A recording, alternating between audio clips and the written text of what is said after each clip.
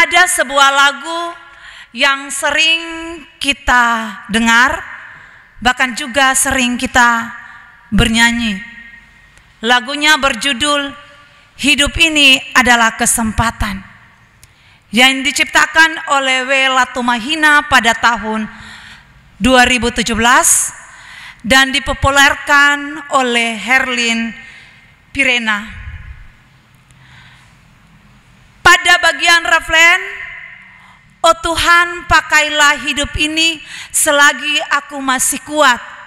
Bila saatnya nanti ku tak berdaya lagi, hidup ini sudah jadi berkat." Lewat lirik lagu ini memberikan pesan kepada pendengar, bahkan juga kepada Bapak, Ibu, dan saya yang sering bernyanyi, bahkan juga sering mendengar. Lewat pesan bahwa pada waktunya hidup ini akan berakhir, dan harapannya bahwa semasa kita hidup, kesempatan hidup ini harus kita pergunakan sebaik mungkin sebagai orang percaya untuk Tuhan, sehingga kita bisa berguna bagi orang lain, berguna dalam tutur kata, berguna dalam berpikir, bahkan juga berguna dalam perbuatan, sehingga hidup kita menjadi berkat bagi sesama kita. Sesuai dengan subtema mingguan kita, bekerja membuat hidup makin memberkati.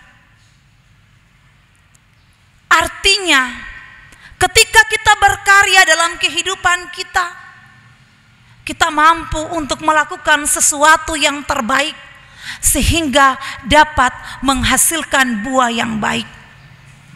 Apalagi menjelang masa penantian kedatangan Kristus yang akan kita rayakan pada minggu-minggu Advent, pada minggu yang akan datang.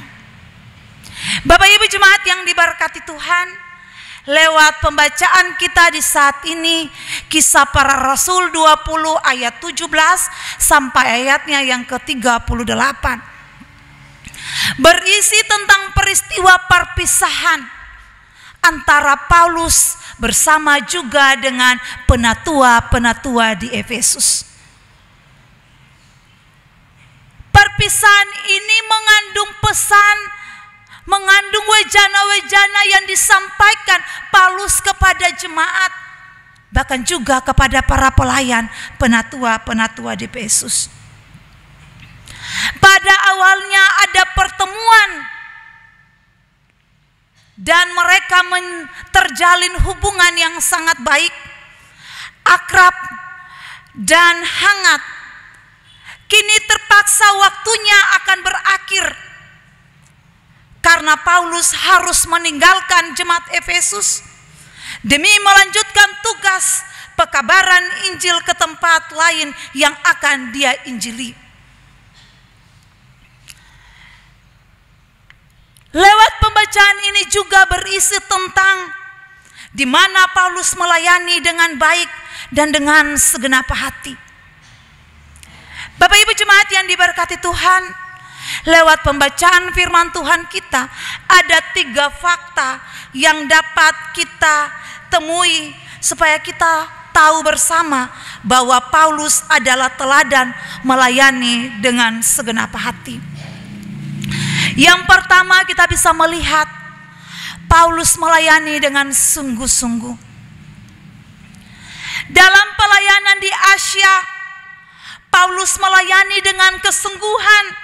Itu nampak dalam pelayanan Paulus, di mana dalam melayani bahkan sampai banyak mencucurkan air mata karena situasi sulit kerap membuat Paulus harus menangis. Dia juga diancam untuk dibunuh, namun ia terus bersemangat melayani Tuhan dalam pemberitaan Injil. Baginya Injil harus orang. Ia berharap pelayanannya mencapai garis akhir. Ia ingin mewarisi sesuatu yang baik kepada jemaat di Efesus. Setelah meninggalkan jemaat tersebut, ia mau agar mereka saling menjaga sebagai umat Allah. Paulus menasihati agar mereka berjaga-jaga dari segala ancaman yang datang. Bapak Ibu jemaat yang diberkati Tuhan. Yang kedua, melayani tanpa pamrih. Pelayanan tanpa pamrih adalah pelayanan yang dilakukan tidak mengharapkan balasan atau imbalan. Ketika ia melayani di Efesus, Paulus melayani tanpa pamrih. Paulus tidak mengharapkan harta benda dari jemaat. Malahan, ia mengajak penatua untuk melayani dengan kasih tanpa mencari keuntungan untuk diri sendiri. Harus berusaha. Dan Paulus menghujudkan itu lewat keteladanannya. Paulus bekerja untuk mencukupi kebutuhan hidupnya. Dan dengan pekerjaannya, Paulus dapat membantu jemaat yang berkekurangan. Paulus mendorong jemaat agar saling menolong, saling membantu orang yang lemah dan yang berkekurangan, sebagai bukti murid Kristus. Sebab dikatakan, adalah lebih baik berbahagia memberi daripada menerima. Artinya, kebahagiaan bukan didapatkan ketika kita memberi, ketika kita menerima, melainkan pada saat kita memberi. Sebab dengan memberi, kita dapat memperjuangkan hidup sesama. Dengan memberi, kita berempati terhadap sesama.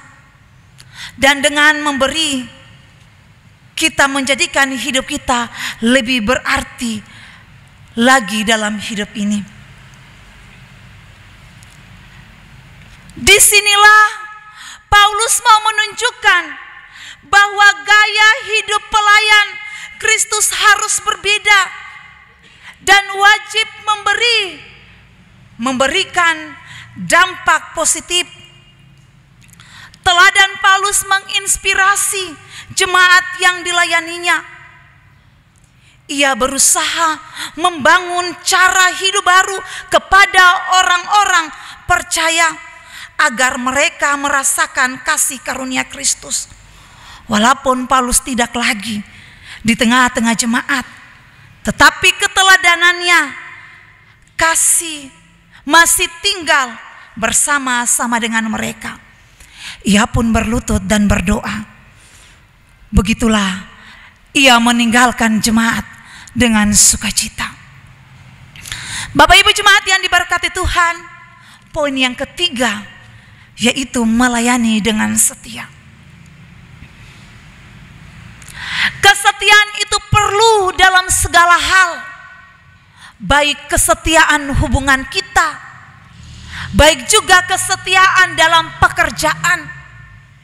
Kesetiaan juga penting dalam pelayanan. Kesetiaan Paulus sangat terpuji. Paulus tetap setia melayani walaupun nyawa sering terancam. Ia tidak menghiraukan asal ia dapat mencapai garis akhir dan menyelesaikan tugas pelayanan. Dan kerinduan Paulus itu terwujud dalam 2 Timotius 4 ayat 6 sampai 8. Mengenai darahku. Darahku sudah mulai dicurahkan sebagai persembahan, dan saat kematianku sudah dekat. Aku telah mengakhiri pertandingan yang baik. Aku telah mencapai garis akhir, dan aku telah memelihara iman. Disinilah Paulus menunjukkan bahwa Paulus merupakan salah satu tokoh biasa. Paulus merupakan salah satu tokoh yang dapat memberikan inspirasi bagi jemaat di Efesus, bahkan juga kepada Bapak Ibu dan saya sebagai pelayan-pelayan dalam rumah tangga maupun juga dalam bergereja kita.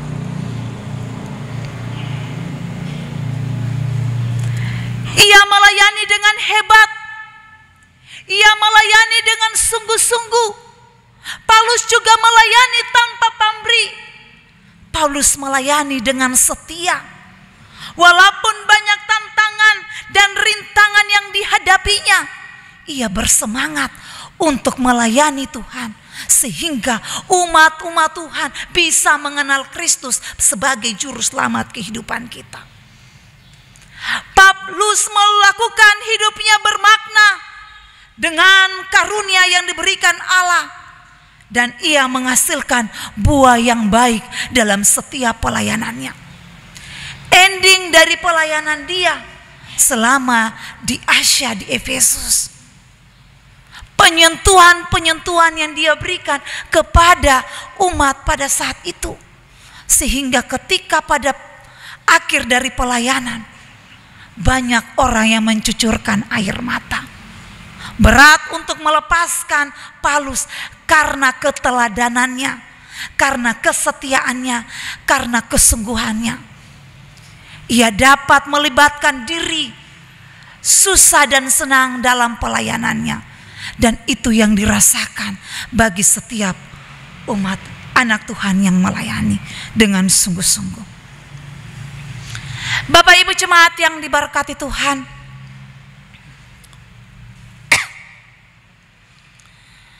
lewat firman Tuhan kita di saat ini, ada beberapa hal yang dapat kita renungkan bersama dalam kehidupan kita sebagai hamba-hamba Tuhan, sebagai para pelayan dalam kehidupan keluarga, rumah tangga kita, maupun juga pelayan dalam bergereja kita, maupun juga dalam bekerja.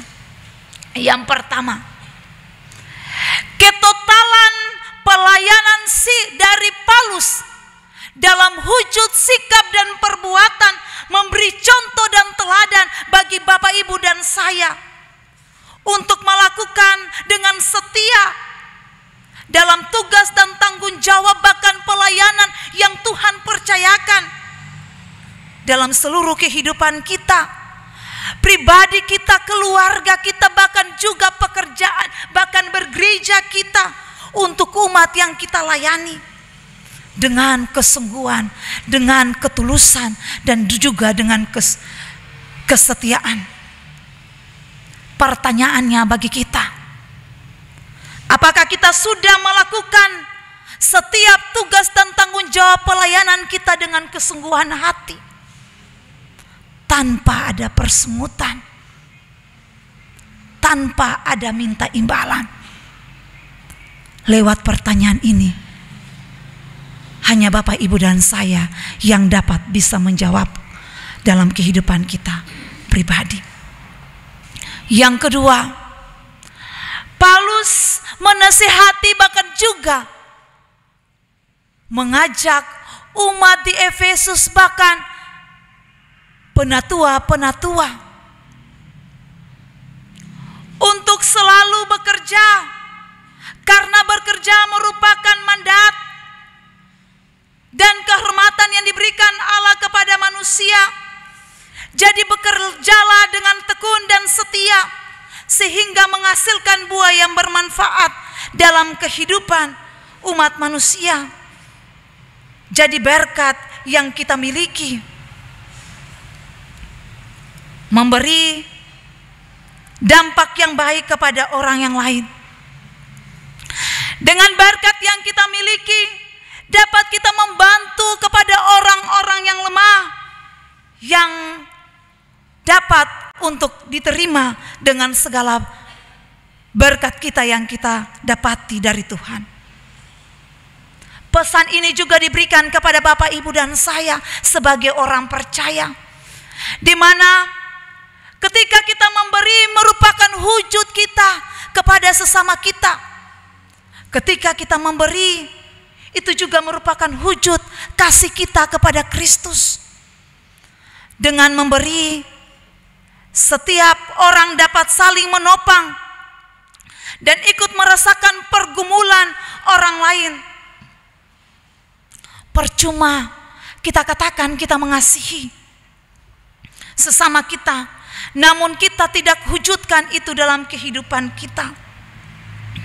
Kita tidak membantu orang yang berkekurangan dan yang lemah. Kata-kata itu tidak ada berpengaruhnya dalam setiap kehidupan kita. Semua orang bisa dapat katakan hal demikian. Namun yang harus dibutuhkan yaitu perbuatan kita, sikap kita dalam kehidupan nyata kita, sehingga kita dapat membantu orang-orang di sekitar kita dengan berkat yang Tuhan berikan kepada kita. Sebab memberi tidak akan pernah kita berkekurangan, justru sebaliknya, dengan memberi kita semakin bahagia dan diberkati. Dan yang ketiga, Bapak Ibu jemaat yang diberkati Tuhan, marilah kita berlomba-lomba melayani Tuhan dengan segenap hati. Jangan biarkan kesempatan berlalu dengan sia-sia. Kesempatan hidup kita pergunakan sebaik mungkin dengan setia sebagai murid Tuhan. Sebab pelayanan Tuhan dalam kehidupan kita, ketika kita mampu untuk melakukannya, kita mampu untuk mewujud nyatakan hidup kita sebagai murid Tuhan yang setia, sehingga hidup kita diberkati untuk menjadi berkat bagi orang lain. 1 Korintus 15 ayat 58. Telah tersedia upah berkat bagi setiap orang yang setia. Tuhan memberkati kita lewat firman-Nya. Amin.